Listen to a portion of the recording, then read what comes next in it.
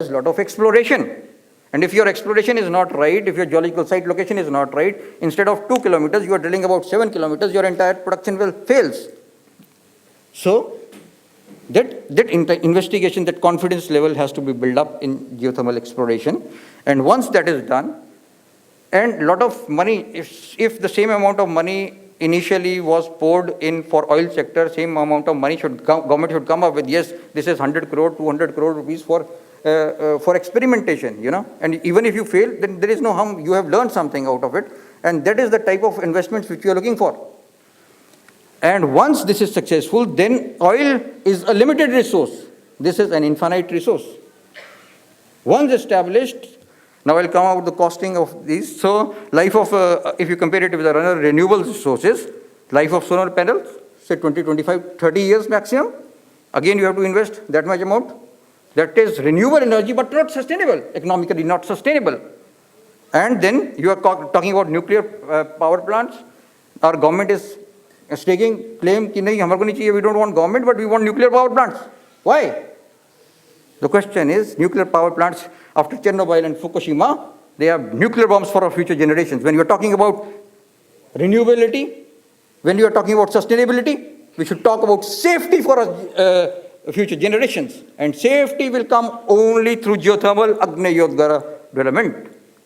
If that much amount. So if I ask you 1 gigawatts of power by nuclear power plant cost how much? It is about $7 billion, 5.5 to 7 billion US dollars. And again, recurring cost and the wastage. So it is not free energy. We are already paying huge amount for this. And if that amount is transformed into geothermal industry, Agni-Yodgara sites, definitely we will give a safe, sustainable, renewable, green, clean energy for our future generation. A lot of investment is being done on hydropower projects. But what is the future? Global warming taking toll on glaciers in Himalayas. So where are the water going to come for these hydropower projects after 2030, maybe 2050? See, I've been working in the Himalayas for the last 14 years, 15 years. Maximum amount of glaciers in Himalayas have already become extinct or on the verge of extinction. They are not receding. Now, comparison. Just see the comparison.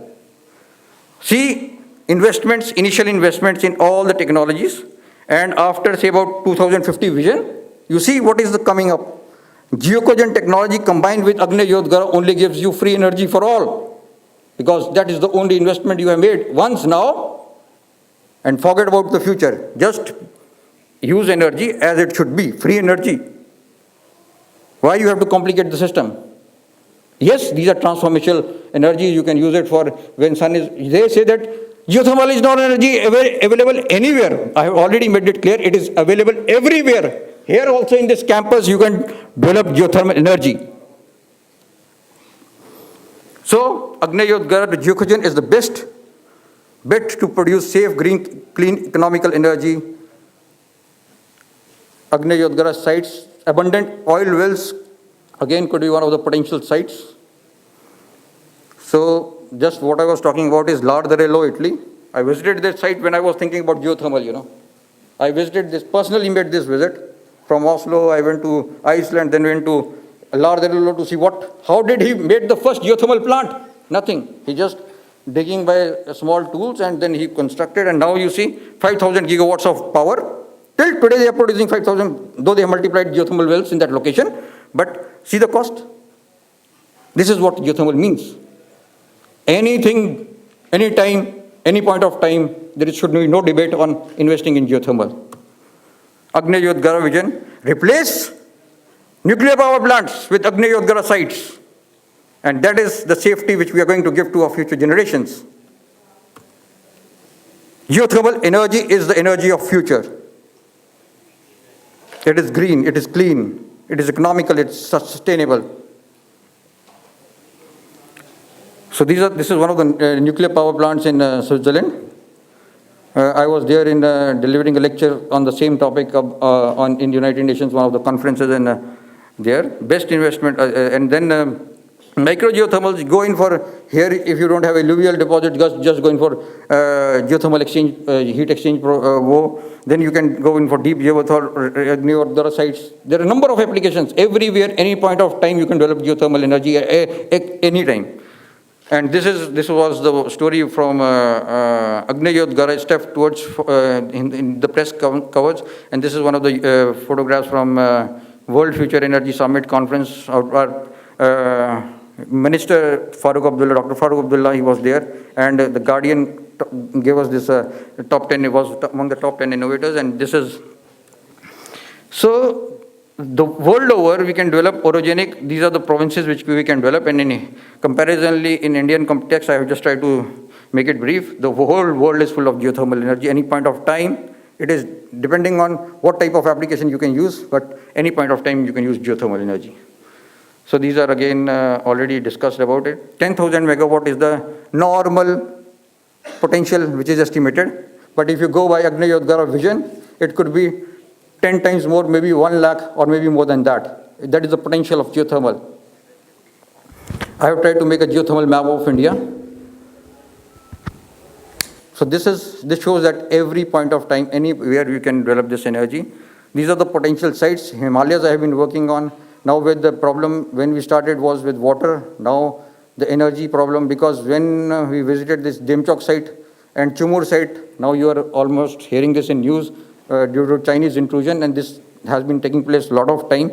At Demchok, I was there last year, and then there are some problems there with so energy, there is free energy available, and we can just tap it. How?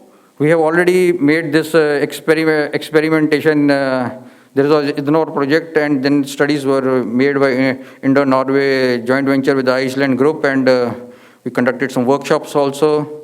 This is Puga. In winters we visited this, and this is one of the sites in Puga. You can see that Geological Survey of India did commendable job, but why they didn't do anything? Only in Manikaran they were about to. There was a pilot project in Manikaran where they produced 5 kilowatt. They produced cold storage plant also in Manikaran, but due to landslide there was some problem, and then they were not able to do. And I don't know why they. After Ravi Shankarji, nobody took up this project in GSI also. And this was in Chumathang, 2011 we did. This is the site. This site was in Indian context.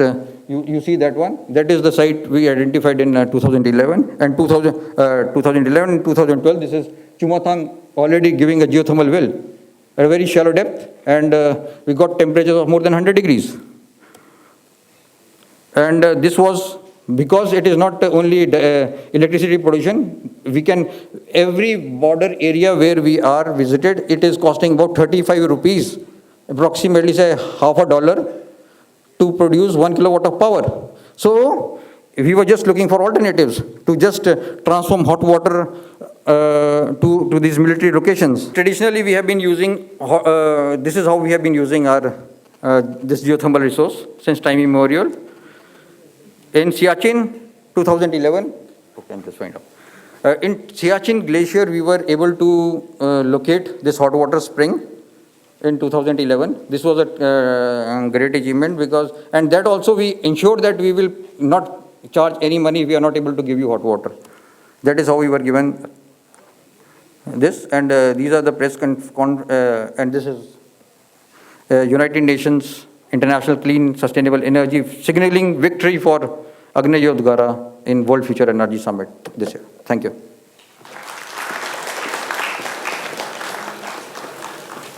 Thank you very much for the very interesting presentation. Our final presentation of this session, Commodore Sharma is going to tell us about sea solar power. I must say I am extremely lucky to be the last speaker before lunch, because this is the time when minds are blank and stomachs are empty. So there's no need to go through all the slides. What I have decided is I'll just make some points because my subject is entirely different. The first point is that I firmly believe that no plant can exist on subsidies. So we have to think of a strategy where there's no need of subsidies. If it comes, It's the icing of the cake, have it. If it's not there, you should be viable on your own. Second is, certain policy changes are taking place in the country, which are basically creating a collage which can be used as a guide map for us all in renewable. For instance, Defense Ministry has said that 30% of the purchase, whosoever sells the equipment to us, has to be spent on infrastructure. So that money is available for you to use for these kind of things. Second thing is, our sort of totally misplaced electricity policy, whereby the government is in a bind to give electricity free to everyone. As a matter of fact, recently I went to one state and I asked them that we can provide you electricity at 3 rupees a unit. So he said, sir, I'm an IAS officer. I'm head of this energy board. Why should I run in loss? I said, why? He said, you may give me for 1 rupee, but I have to give it free to the farmers. So I went to the farmers. They all have their own diesel generators. They are spending about 15 rupees per unit. They'll pay for the diesel, but they don't want to pay any money for the government. So a new trend is now emerging whereby industries who are being forced to buy at least 5% from renewables want to have captive power plants. So we might have to look at the industries. For instance, we have gone to Ludhiana where they are getting together and we'll produce 200 megawatt for them to the industry. The government is getting out of it. I started this solar because renewable was not very attractive to me. And now, as you have seen, in Uttarakhand, it is under suspicion. It is not because renewable is bad, it is our handling was bad. Even in Germany, there's a very interesting case going on. One farmer has sued his wind farm neighbor, saying that this man is stealing my wind, thereby disturbing the birds and bees and those flowers and fleas which come for pollination of the crops. He has produced data for last 15 years that how because of this wind farm, his yield has gone down by 50%, whereas nobody else is affected. So therefore, the renewable also has to be sort of looked at it in a little carefully. And therefore, I am not ready even to give safety certificate to geothermal, especially when you locate it and try to drill a hole to bring up the steam and water, which Mother Earth still wanted to retain it for some reasons of their own. So we have to be very, very careful. So what we had done is, in about 95, when I left the Navy, we won an international tender to set up a solar power plant of 200 megawatt capacity in Rajasthan. We won the tender and LOI was issued to us. I am just showing this LOI, just to say that this LOI was issued. Then how we had to do capacity addition, etc. This was based on this solar chimney. In the center, there was a tall chimney, 1,000 meter tall, and it was in the center of a 7-kilometer diameter greenhouse. So inside temperature was higher than outside temperature. The wind was rising, and it would produce 200 megawatt in the morning and 120 megawatt during the night. So the statements made this morning where the Indian government, because of certain vested interests, have equated solar power with only photovoltaic is totally wrong. As a matter of I have now proposal pending with the railway, with the Highway Authority of India, that we will produce with dish Stirling and parabolic trough around the clock solar electricity for you. So all the time ads and tenders which come to the public, they say solar power, they say solar photovoltaic. Why solar photovoltaic? Just say solar power and they will produce it. Anyway, this, and second thing I said that it should be self-sufficient. How you make it self-sufficient? This has got 1 million square meter of glass, 125,000 tons of steel, 250 cubic meters of concrete. So what you have to do is, you have to involve other parties who can make advantage of this. So I put up a paper about 2 years ago to the Government of India calling double power double purpose solar plants. So idea is that this tall chimney, for instance, one example I give, Indian Navy needs a VLF, very large frequency transmitter, to communicate with their nuclear submarines. They have about 300 crores given to them to set up a tower which is 350 meter tall. I tell them, you give the money to me, I'll give you a 1,000 meter tall tower. And they have agreed. So this is the principle I am making, which I'll tell you in my solar power plant, which I will not go in details because the defense issues are involved. Then we have tied up with the communication people, we have tied up with these other people, and it is very, very viable. We, in 2000, offered this power at 3 rupees 24 paisa a unit. And we didn't want any subsidy. Because the problem with subsidy is, like in Gujarat government itself, I read in Economic Times, I hope the news is wrong, they want now to review downwardly, retrospectively, the agreement they arrived at with the solar power producers of the tariff. So these policies keep changing. Today they say they'll give you 16 rupees, tomorrow new government comes, they say no, you have already spent your money, put everything there, and they change the. This is in the sort of, it has come to the newspaper that Gujarat government is trying now to review retrospectively downward trend. Now, just please look at this solar power plant upside down. Just think that this is a bowl, and this chimney, instead of going up, is going in the water. So what we have decided now, and we have worked on the whole system, to create artificial vents at sea. I'm not going to drill a hole in the ground, in the earth, at the bottom of the sea, for the steam to come up.